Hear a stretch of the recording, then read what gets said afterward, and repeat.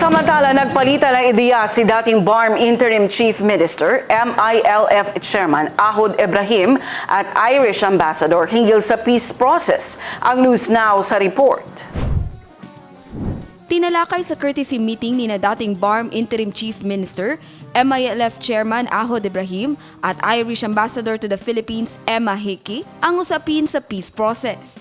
Partikular na pinag-usapan sa pulong ang post-agreement implementation, confidence building at mga mekanismong nagsisiguro ng pagsunod ng lahat ng stakeholder sa mga napagkasunduan.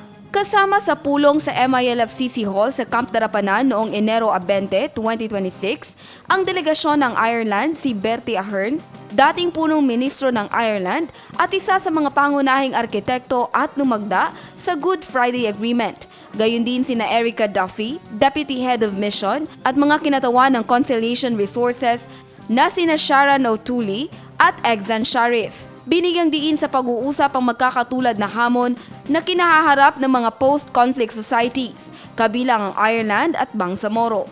Lalo na sa pagsasali ng mga kasunduang politikal tungo sa pangmatagalan at matatag na kapayapaan sa antas ng komunidad.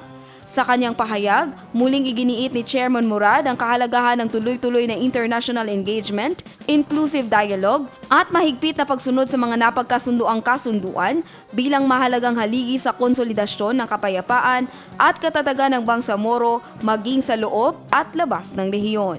Jen Garcia, iMinds, Philippines.